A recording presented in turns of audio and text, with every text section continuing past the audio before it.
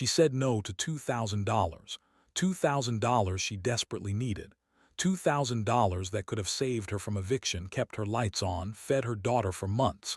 The stranger begged. His hands shook as he counted out the bills. Please take it. You worked 4 hours in the dark for me. Beatrice Anderson pushed the money back across her sewing table. I don't take money from desperate people. He stared at her like she was insane. Maybe she was. Her bank account had $283. Her electricity was getting shut off Friday. Her daughter needed new shoes. But something in his terrified eyes reminded her kindness isn't kindness if you charge for it. He left at 2:00 a.m. She went to bed believing she'd done the right thing. The next morning, 8 lawyers in black suits surrounded her shop, and nothing, absolutely nothing, would ever be the same again. But let's go back to that morning before the lawyers, before everything exploded. Before Beatrice Anderson learned that sometimes doing the right thing doesn't just feel good, it changes your entire life.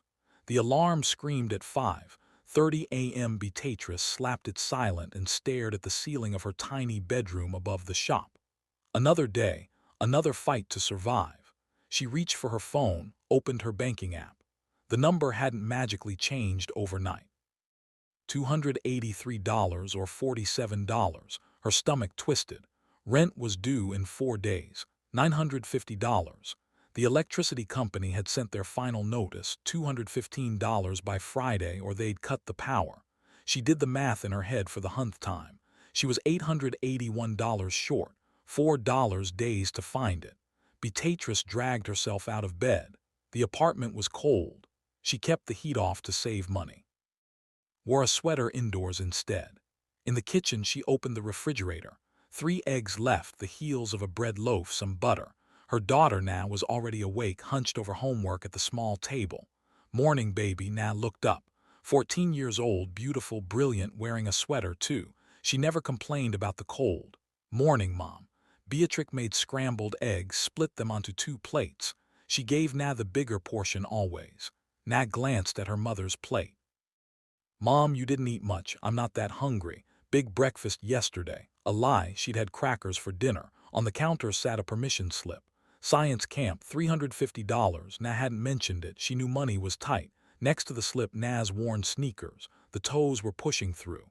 Beatrice had noticed last week new shoes cost at least $65. Money she didn't have. She forced brightness into her voice. How's school? Good. We're doing a robotics unit in engineering class. That's wonderful, baby. Beatrice's heart ached. Now wanted to be an engineer, needed to go to college. The college fund jar sat on the shelf, $1,100 saved over 3 years. At this rate, it would take 20 more years to afford even 1 semester. Now left for school. Beatrice cleaned up, changed into work clothes, and went downstairs. Anderson alterations looked exactly like it had for 40 years. Same brick walls her mother had painted. The same wooden floors that creaked in the same spots. The same Singer sewing machine from 1984, older than Beatrice herself. She ran her hand over the machine, temperamental but loyal just like her. On the wall hung a framed newspaper clipping yellowed with age. The headline, Local Seamstress Saves Wedding Day. The photo showed her mother, needle in hand, smiling. The article told the story. A bride's dress had torn 2 hours before the ceremony. Beatrice's mother had fixed it, refused payment, said, "You need a miracle today, not a bill." Beatrice touched the frame. "I'm trying, Mama, I'm trying to be like you." But her mother had never mentioned how hard it was, how you could have character and still wonder how to pay rent. She unlocked the front door, flipped the sign to open, sat at her machine. The shop phone rang. Beatrice's chest tightened. She knew that number. Anderson Alterations. "Ms. Anderson, this is Houston Electric. Your account is past due." "I know, I'll have the payment Friday, I promise." The woman on the other end sighed. "Ma'am, you've requested 2 extensions already. Friday is final. If we don't receive payment, service will be disconnected Saturday morning. I understand. Friday, I'll have it." Another promise she didn't know how to keep. She hung up, opened the cash register, $47 in bills, her revenue for yesterday. At this rate, she'd need a miracle. The morning brought her usual customers. Mrs. Lopez needed a dress hem. Normally $15, but Mrs. Lopez cleaned houses for a living, paid in cash she could barely spare. That'll be $10, Mrs. Lopez. The older woman's eyes glistened. You're too kind, mija. You've been loyal for years. It's the least I can do. Mrs. Lopez tried to add a $5 tip. Beatrice gently pushed it back. Keep it. Buy yourself something nice. After Mrs. Lopez left, Mr. Samuel came in. 82 years old, walked with a cane, lived on Social Security. He needed a button replaced on his only dress shirt. That'll be Beatrice caught herself, looked at his kind, weathered face. No charge today, Mr. Samuel. Beatrice, you can't keep doing this. Doing what? Giving everything away. You got bills, child. She managed to smile. I'll be fine. Coffee. She poured him a cup from her personal pot. They couldn't afford much, but they could afford to be decent. Mr. Samuel studied her face. Your mama would be proud of you. My mama knew something. I'm still learning. What's that? Beatrice threaded a needle, her hands moving with practiced grace. 40 years of this since she was 7, learning at her mother's knee. She knew that if you can see your repair work, you didn't do your job right.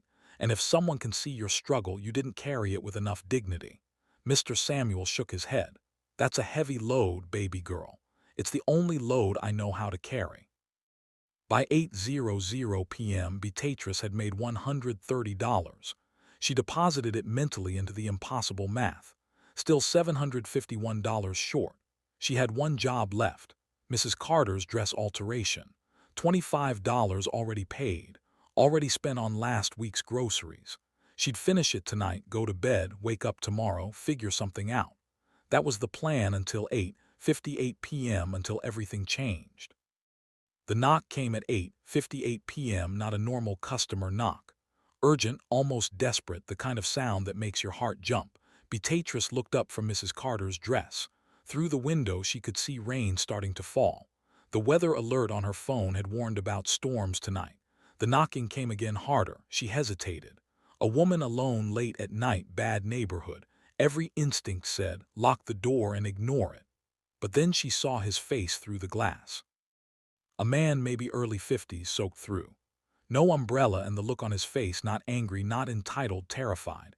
She walked to the door, cracked it open with the chain still on. Please, his voice broke, I know it's late. I'm so sorry, but I saw your light still on, and every tailor in the city is closed, and I'm desperate. Beatrice studied him. Expensive suit, but the shoulder seam was completely torn. The lining hung out like a wound. His hands were shaking. What happened? I flew in for a meeting tomorrow, 8:00 a.m., the most important meeting of my life. My luggage got lost at the airport. I bought this suit emergency and I caught it on a car door, and he stopped trying to steady his breathing. If I don't look professional tomorrow, 300 people will lose their jobs. Something in the way he said it, not exaggerating, not performing, just stating a fact that was crushing him. Beatrice looked past him. A black town car sat at the curb, engine running. A driver waited inside. She unhooked the chain, opened the door. Come in. He practically stumbled inside, dripping rain onto her floor. Thank you, God, thank you. She took the jacket from him, laid it under her work lamp. The damage was extensive. The entire shoulder seam had ripped, taking part of the lining with it. This wasn't a quick fix. This was 4 hours of careful reconstruction. This is serious work, she said quietly. Full seam reconstruction, lining repair, pressing. I'd normally charge $200, but at this hour I'll pay anything. He pulled out his wallet, fat with cash, with 500, a 000. I have 2,000 right here in cash. It's yours, all of it, please. Beatrice stared at the bills in his hand. $2,000. Her mind went into overdrive. The math she'd been doing all day suddenly solved itself. Electricity, $29. Rent, $950. Groceries, $400. Nas shoes, $65. Science camp, $350. Still have $20 left over. Her hand started to reach for the money, then stopped. She looked at his face.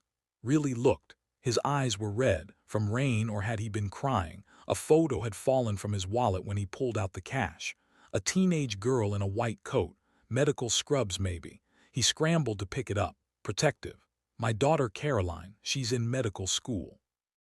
Beatrice thought of Nina upstairs, asleep, dreaming of college she couldn't afford. She thought of her mother's newspaper clipping on the wall. You need a miracle today, not a bill. She pushed his hand back, the hand holding $2,000. No, he blinked. What? I can't take your money, but you need to be paid. This is 4 hours of work. You said you're desperate, Beatrice said softly. You're scared. Your daughter's future might depend on tomorrow. She gestured to the shut-off notice on her desk.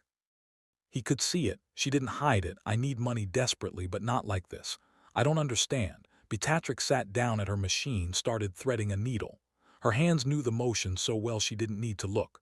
My mama taught me something. She said, when someone's drowning, you don't charge them for the rope. You throw it free. Gregory's eyes filled with tears. Why? You don't even know me. I know you're a father trying to save people's jobs. I know you showed me your daughter's picture like she's your whole world. I know you're standing in my shop at 9:00 p.m. in the rain because you're out of options. She looked up at him. That's enough. But the bill's on your desk. I'll figure it out. I always do. She managed a tired smile. Now take off that jacket. We're burning 4 hours of night. He sat down hard in the chair across from her, put his face in his hands, his shoulders shook. Thank you, he whispered.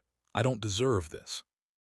Kindness isn't about deserving, Mr. Gregory, just Gregory. Okay, Mr. Gregory, now tell me about this meeting while I work. Outside, the storm intensified. Thunder rolled. The lights flickered once.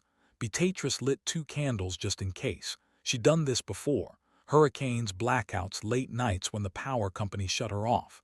She could work in the dark if she had to. For the next 4 hours, neither of them knew that this moment, this choice would change everything. But it would. The needle moved through fabric like a promise being kept. Beatrix's hands worked with the kind of precision that comes from 40 years of practice. Remove the damage, stitching carefully, one thread at a time. Don't rush. Rushing ruins everything. Gregory watched from his chair, mesmerized. You make it look like surgery. It is surgery, Beatrice said without looking up. Just on fabric instead of people. She examined the lining. Cheap thread on expensive fabric. That's why it had failed. Someone had cut corners on a $1,000 suit.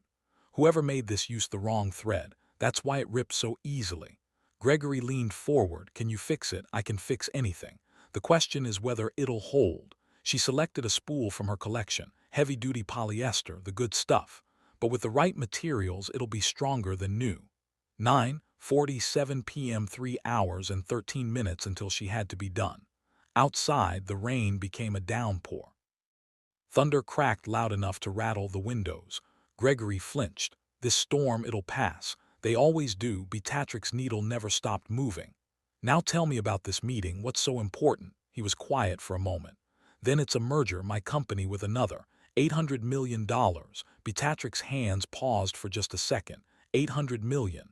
She couldn't even imagine that much money. If it goes through, 3 factories stay open.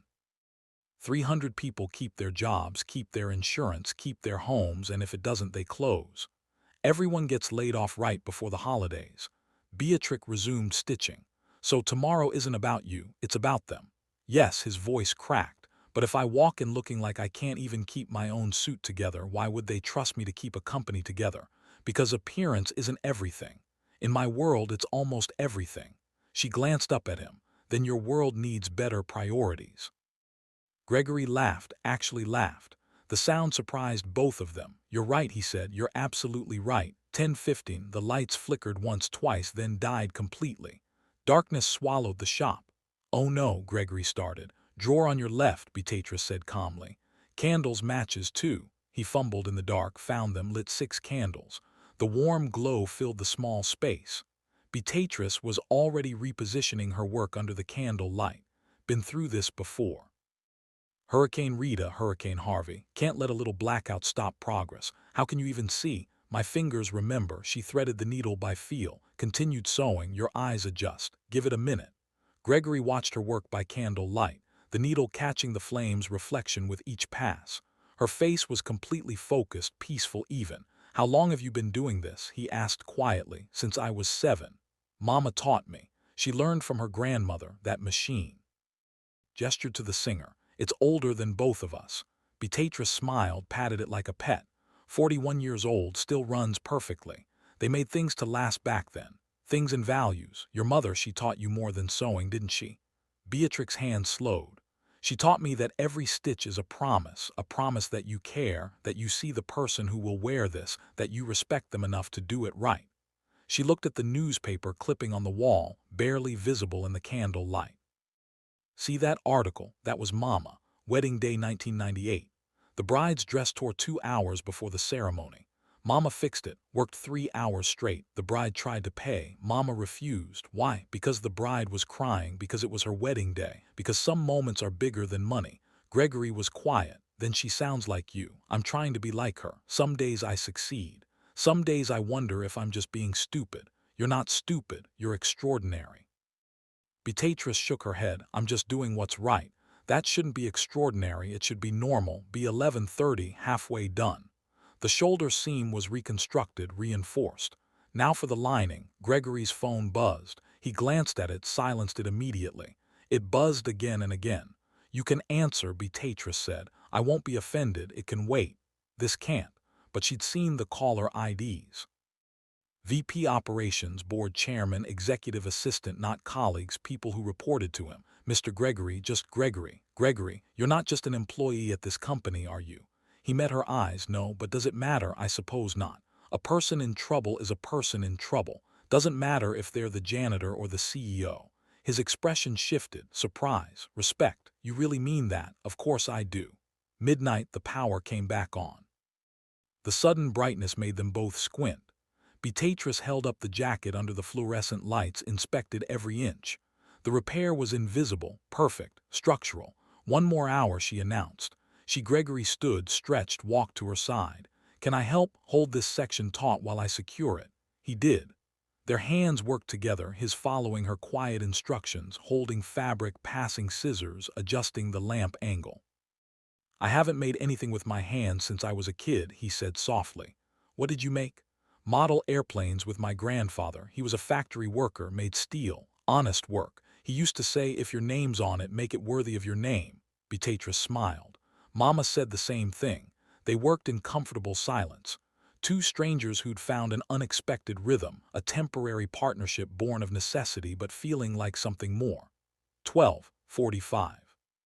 Gregory told her about Caroline, 22 years old, Johns Hopkins, pre-med, works 2 jobs while studying. She refused my help, said she wants to earn it herself. She sounds like someone I'd like to meet. She'd love you. She believes in hard work and dignity and doing things right. He paused. She's better than me. She learned from you. No, she learned despite me. Beatrice glanced at him. Give yourself more credit. 10:03 a.m. Final stitches. Beatrice's concentration was absolute. Every movement deliberate. This wasn't just a repair anymore. It was a promise kept. She held up the jacket, inspected it under bright light, moved it, stretched the fabric, checked the seams. Done. Gregory put it on. The fit was perfect. He moved his shoulders. No pulling, no stress. He studied himself in the small mirror on her wall. I can't even see where it was torn. That's the point. Good repair work is invisible. He touched the shoulder seam with something like reverence. This is better than when I bought it. I reinforced the weak points, used proper thread. It won't fail again. You didn't just fix it, you improved it. Beatrice was already cleaning her workspace, putting away thread, organizing needles. That's what you do when you care. Gregory checked his watch. 1:16 a.m. He'd have to leave soon, get a few hours of sleep, shower, prepare for the meeting that would decide 300 people's futures. He reached for his wallet. And what happened next, what Beatrice said next, would echo through both their lives forever. Gregory pulled out his wallet, the same thick stack of bills from earlier. You saved my life tonight. He counted out bills, 10, 20, $2,500 bills, $2,500 for 4 hours of emergency work. He laid the cash on her worked. More money than Beatrice had seen in one place in years. Her eyes locked on it. Her brain did the math automatically. Every bill paid. Every problem solved. Naz shoes, the science camp, groceries for 2 months. Her hand moved toward the bills, fingers almost touching them, then stopped. She pushed the money back across the table. No, Gregory stared. What? I can't take it, but you earned it. 4 hours through a storm by candlelight. His voice rose with confusion. This is fair payment. It's not fair. Beatrice kept her hand on the bills. You're desperate. You're scared. I don't take money from people who are drowning, but you need it. He gestured at the shut-off notice on her desk. I can see your bills. I do need it desperately. Her voice was steady. But if I take it, what I did stops being kindness. It becomes a transaction. What's wrong with a transaction? Nothing.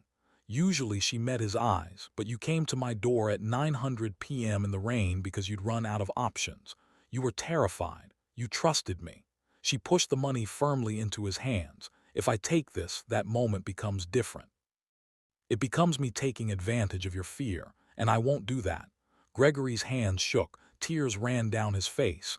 Nobody's ever. He couldn't finish the sentence. Beatrice felt her own eyes sting. Take that money. Put it toward your daughter's education. Go save those 300 jobs. That's enough payment. People like you don't exist. We exist. We're just usually too tired for anyone to notice. He wiped his eyes.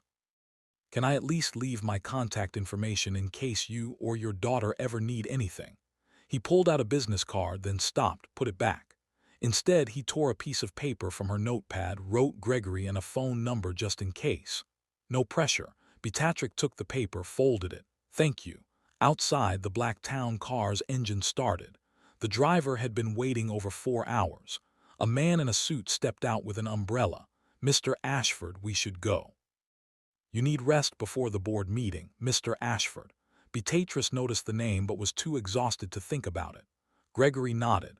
2 minutes, James. He turned back to Beatrice, extended his hand. She shook it. His grip was firm, grateful. He held on for a long moment. I'll never forget this, he said, ever. Go save those jobs, Gregory. He smiled through tears. I will because of you. At the door he paused. What's your full name? Beatrice Anderson. Beatrice Anderson. He repeated it like memorizing it. Thank you for reminding me what matters. The car door closed. The town car pulled away into the night. The rain had stopped, just wet streets reflecting street lights. Beatrice locked the door, stared at her empty work where $2,500 had been minutes ago. Her hands were shaking now. The adrenaline is fatting, the reality setting in. She just turned down enough money to solve every problem in her life. Was she crazy? Was she stupid? She didn't know anymore. She climbed the stairs, checked on Nena, still sleeping peacefully, collapsed into bed. 1:47 a.m. tomorrow she'd wake up, face the same bills, the same impossible math, the same struggle. But tonight she'd kept a promise to her mother. She'd thrown someone a rope without charging for it. That had to count for something. She fell asleep, believing she'd done the right thing. She had no idea that in less than 9 hours, 8 lawyers would surround her shop and nothing would ever be normal again. The alarm went off at 7:00 a.m. 4 and won 2 hours of sleep. Beatrice's body ached everywhere. Her fingers were stiff. Her back hurt from hunching over the machine. But she got up, made Nina breakfast, forced a smile. You look tired, Mom. Late customer, I'm fine, baby. Now left for school. Beatrice went downstairs, flipped the sign to open, made coffee, sat at her machine. A normal morning, just another day, except it wasn't. 9:45, a black SUV drove slowly past her shop. Once, twice, then parked across the street, engine running, 2 people inside just watching. Beatrice noticed but didn't think much of it. 10:15, a different black car. A woman in a sharp suit got out, walked to Beatrice's window, stared inside, pulled out her phone, made a call while looking straight at Beatrice, then drove away. Mr. Samuel looked up from his crossword. That was strange. Very strange, Beatrice agreed. Her phone rang. Unknown number, Anderson alterations. Is this Beatrice Anderson? A man's voice. Professional, cold. Yes. Who's calling? Please confirm your business address. Beatrice gave it confused. What is this about? You were open last night around 9:00 p.m. Her stomach tightened. I had a late customer. Why, thank you for confirming. Click. Beatrice stared at her phone. What was that? 10:42 a.m. Nat called, voice scared. Mom, there's a weird car outside school. A man came to the office asking about me. The secretary called security. Beatrice's heart dropped. What did he want? Questions about our family, our address. Mom, I'm scared. Stay inside. Don't leave with anyone but me. Beatrice called the school. The secretary confirmed it. A man in a suit, had credentials from a law firm. What law firm? Ashford something. Ashford, like the driver had called Gregory last night. Mr. Ashford. Beatrice's hands started shaking. 10:47, all 3 vehicles' doors opened at once. 8 people stepped out, dark suits, briefcases, moving toward her shop in formation. Beatrice backed away from the door. Mr. Samuel stood. Beatrice, I'm calling 911. The lead man reached her door, opened it. Miss Beatrice Anderson. Her voice trembled. Who are you? He pulled out credentials. Richard Sterling, Senior Legal Counsel for Ashford Industries. We need to speak with you immediately regarding last night. I just fixed a suit. Beatrix's voice cracked. I didn't do anything wrong. His expression was unreadable. We know. That's exactly why we're here. Close your shop now. Richard Sterling's voice left no room for argument. Beatrice looked at her customers. Mrs. Lopez clutched her purse. Mr. Samuel had 911 dialed on his phone, finger hovering over the call button. I'm not closing anything until you tell me what's going on. A woman stepped forward, tailored suit, confident. Miss Anderson, I'm Melanie Brooks, VP of Communications. What we need to discuss is sensitive. We need privacy. Privacy for what? Am I being sued? No. Richard's face remained stone. But we need to talk about Gregory Ashford and what you did for him last night. Gregory, the man with the torn suit, the desperate father, the one who'd offered her $2,000. What had she done wrong? I helped someone. That's not illegal, it's not. Melanie's voice softened slightly. But it is unusual, especially when that someone is Gregory Ashford. Another lawyer opened a briefcase, pulled out a tablet. Ms. Anderson, do you follow business news, financial markets? Beatrix's patience was fraying. I barely have time to sleep. No, that explains it. He turned the tablet toward her. Forbes magazine cover. The face she'd spent 4 hours with last night stared back at her. The headline, Gregory Ashford, the reluctant billionaire reshaping American manufacturing. Below it, $4.2 billion net worth. Beatrix's vision blurred. She reached for the table to steady herself. That's him. That's Gregory. Gregory Ashford, Richard confirmed. CEO and founder of Ashford Industries. The room tilted. Mr. Samuel grabbed her arm. Sit down, honey. She collapsed into a chair. $4.2 billion. Melanie showed another image. Gregory at the White House shaking hands with the president. Another image. United Nations Summit. Another receiving a humanitarian award. No, Beatrix's voice was faint. No, that can't be. He was just a man, just a scared father with a torn suit. He was both, Melanie said gently. Richard pulled out more documents. Ashford Industries, 47 manufacturing facilities across North America, 12,000 employees, $3.88 billion in annual revenue. Thomas Bennett, the third lawyer, added, metal equipment, automotive parts, aerospace components. 3 of the top 5 hospitals in America use Ashford products. Beatrice couldn't breathe. He was in my shop crying, showing me pictures of his daughter. Caroline Ashford, Melanie confirmed. Johns Hopkins pre-med, full scholarship from the Ashford Foundation. But he said she works 2 jobs. She does by choice. She refused his money, wanted to earn it herself. Beatrix's mind raced backward. The expensive watch, the private driver, the phone calls from board chairman and VP operations, the business card he'd almost shown her, the meeting this morning. She whispered. He said 300 people would lose their jobs. The merger with Halston Medical Group, Thomas confirmed. $800 million, $3 facilities on the line. He wasn't exaggerating. Richard showed her a news article. Ashford Industries Board approves historic merger. 300 jobs saved. The time stamped 10:00 a.m. this morning. He did it, Beatrice breathed. He saved them because of you. Melanie's voice was firm. I just fixed a suit. No. Richard leaned forward. You did something much more important. He showed her an email from Gregory Ashford to executive leadership team. Sent 3:17 a.m. the subject line, what I learned last night. Beatrix's hands shook as she read. Last night I met someone who reminded me what leadership actually means. A woman who had every reason to say no said yes. Who had every reason to take money, refused it, who chose dignity over survival. I've spent 25 years building this company. Tonight, a seamstress taught me more about character than I learned in all those years. Tomorrow, I walk into that boardroom remembering it's not about the bottom line, it's about the people. Gregory, tears blurred Beatrix's vision. He wrote this about me.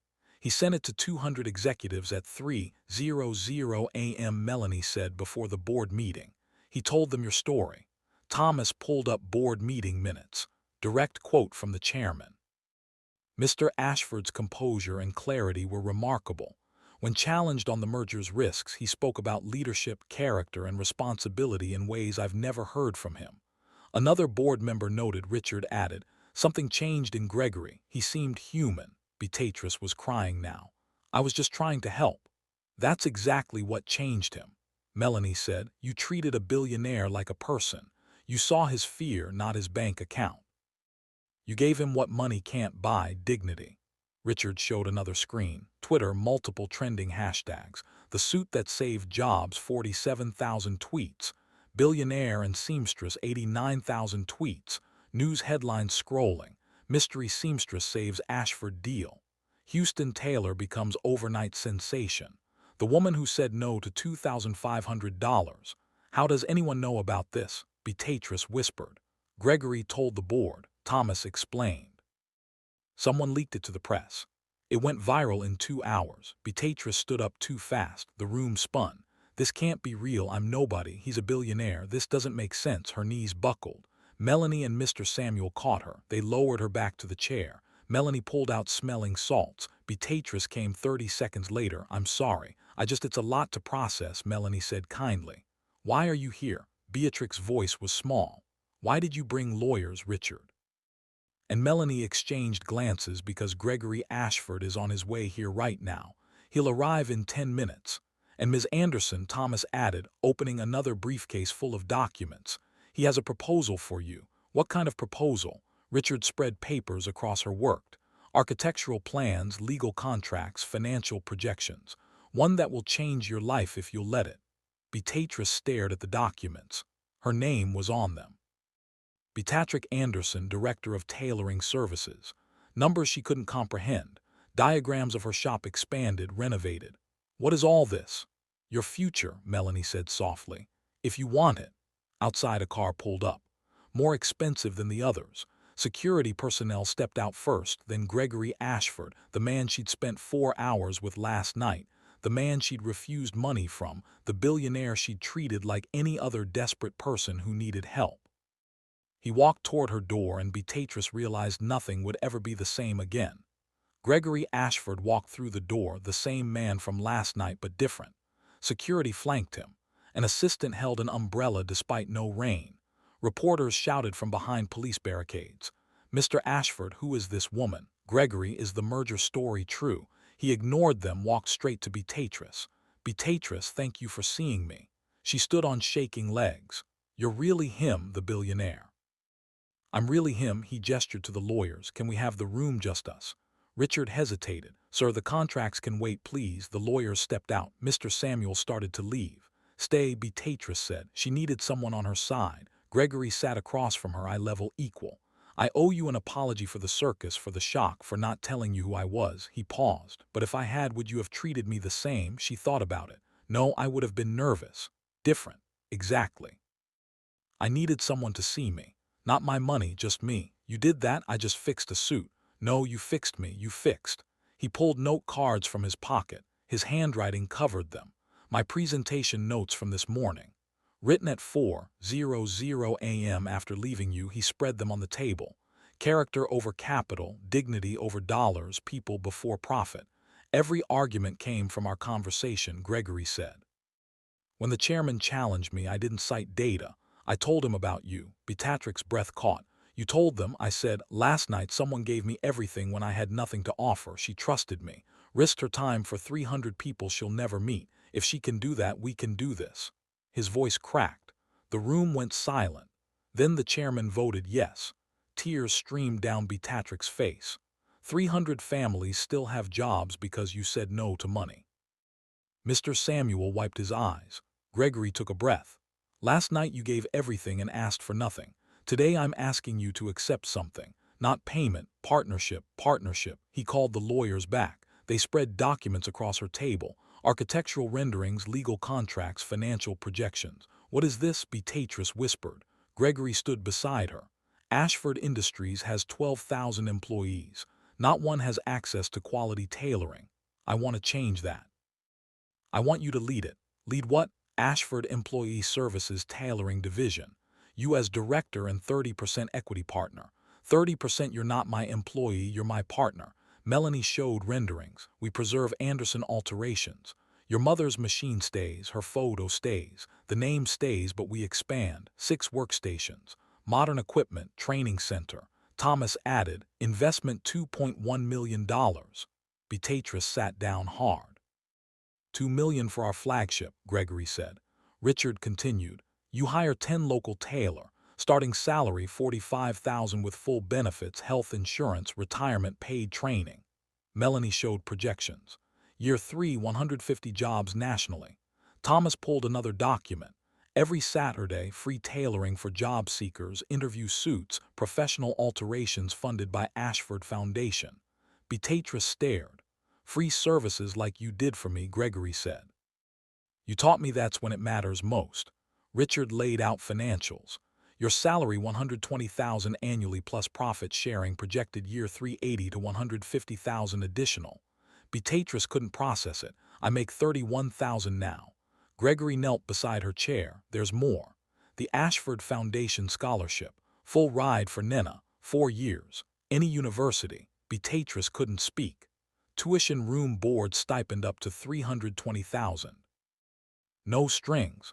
Your daughter shouldn't work 2 jobs while studying. Beatrice sobbed. My baby. She'll become the engineer she's meant to be. Mr. Samuel squeezed Beatrice's shoulder. Gregory continued. After 6 months, we replicate this. Every Ashford facility gets a tailoring center.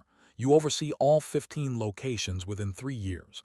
Thomas showed more projections. Your equity stake estimated $4 to $7 million by year 5. Beatrice stood past-paced. This is too much. I fixed 1 suit. You fixed a man, a company, 300 families. I was just being decent. And decency is so rare that it changed everything. She faced him. I'm not qualified. I've never run anything big. You've run this shop for 12 years through the hardest economy. You've maintained quality while barely surviving. That's exactly who should lead this. I don't have a degree. You have mastery, integrity, vision. Beatrice looked at the papers. Her name is everywhere. Can Nab be here before I decide? Of course. 20 minutes later, Nab burst in, saw the crowd, her mother's tears. Mom, what's wrong? Beatrice explained everything. Nab's eyes grew wider. Mom, this is your dream, Grandma's dream. It's scary, baby. Nat took her hands. You worked 4 hours in the dark for a stranger. You can do anything. Beatrice looked at Gregory, at the contracts, at Naz Hope. She picked up the pen, her hand shook. You're not signing your life away, Gregory said. You're signing into it. Beatrice Anderson signed once, twice, 10 times. Richard smiled. Welcome to Ashford Industries, Director Anderson. Gregory pulled out a small box. Professional sewing kit, gold scissors, finest thread, card inside. Every master crafts person deserves master tools. Gregory.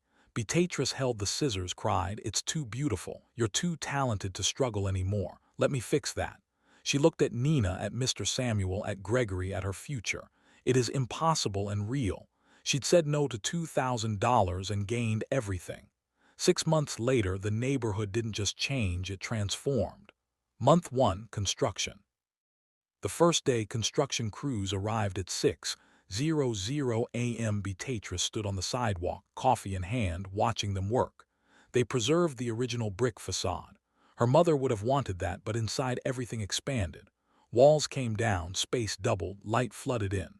Her mother's Singer sewing machine got a place of honor. A custom glass case illuminated. A brass plaque beneath it. Emma Anderson, Master Seamstress, 1952-2019. Her hands built this legacy. Beatrice touched the glass. Can you see this, Mama? 8 new industrial machines arrived. A steam pressing station. A fabric library with hundreds of materials, training desks, computer stations for orders. It looked like a real business now, professional, substantial, but it still felt like home. Month 2, the hearing, 10 positions posted. Within 72 hours, 847 applications. Beatrice interviewed 50 people personally, asked each one, why do you sew? The answers told her everything. She hired 10. Maria Rodriguez, 58, laid off factory worker, 30 years of experience. Hands that knew fabric like Beatrice's did. James Washington, 26, fashion design degree, couldn't find work, desperate for a chance. Dorothy Carter, 61, retired alteration specialist. Came out of retirement to be part of something meaningful. 3 single mothers, 2 veterans, 1 formerly incarcerated man trying to rebuild his life. All local, all skilled, all hungry for dignity. Training lasted 8 weeks. Beatrice taught her mother's techniques, invisible hems, reinforced seams, quality over speed. But more than technique, she taught philosophy. Every garment has a person inside it. Respect the person. Graduation day, families attended, certificates handed out, tears everywhere. Maria hugged Beatrice. I thought I was too old to start over. You gave me my life back. Month 3, grand opening. 400 people showed up. The block couldn't contain them. Police closed the street.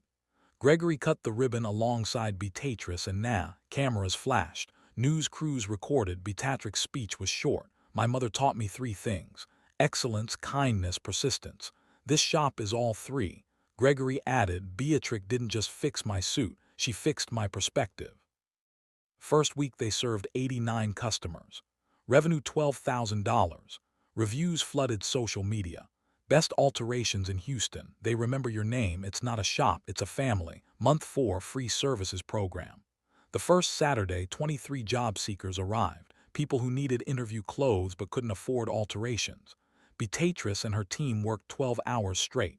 No breaks, pure joy. They fitted suits, fixed hems, adjusted shoulders, gave styling advice. Each person left looking professional, confident, ready. Marcus, a veteran, stood in front of the mirror. His suit fit perfectly now. He stood taller. I forgot what pride felt like, he whispered. Janelle, a single mother, tried on her altered blazer. I have a law firm interview on Monday. Now I look like I belong there. By month 4, 87 people served free. 61% got jobs within 30 days. The data was undeniable. Good clothes opened doors. Month 5, Nina's future. The acceptance letter came from Howard University. Full ride pre-med track.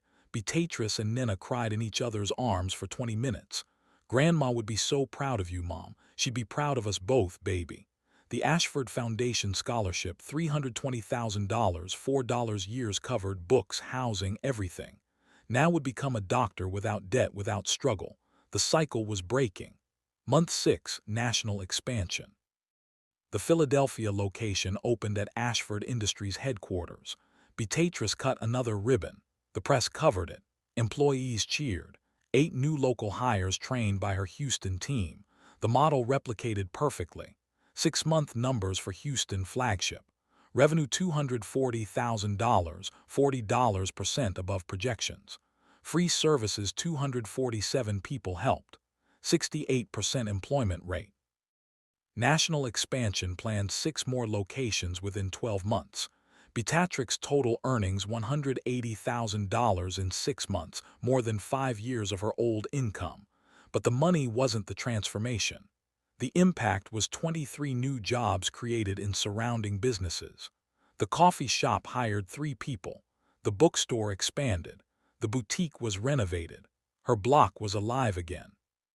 The landlord who threatened to sell partnered with Ashford to preserve community character instead. Gentrification was happening, but now it included the community, not erased it. Media coverage exploded. Forbes profile, 30 people changing business for good. Mayor's award, community leadership. Governor's letter of commendation. Beatrice was uncomfortable with attention. I just wanted to help people, but she had in ways she'd never imagined. One act of kindness, one refusal of money had changed hundreds of lives. 6 months to the day, Tuesday night, 8:45 p.m. Beatrice finished paperwork at her desk. Profit reports, staffing schedules, her new reality. The shop was quiet, just her and the hum of machines. Rain started outside, gentle, familiar. 8:47 p.m., the exact time Gregory had knocked 6 months ago. She smiled at the coincidence. Then came the knock. 8:58 p.m., urgent, desperate, exactly like that night. She opened the door. A young woman stood there, mid-20s, soaked, terrified eyes. Please, I know you're closed, but I'm desperate. Beatrice's breath caught. I have a job interview tomorrow. First real opportunity in 3 years. I'm a teacher trying to be, words tumbling out. I bought this suit at Goodwill.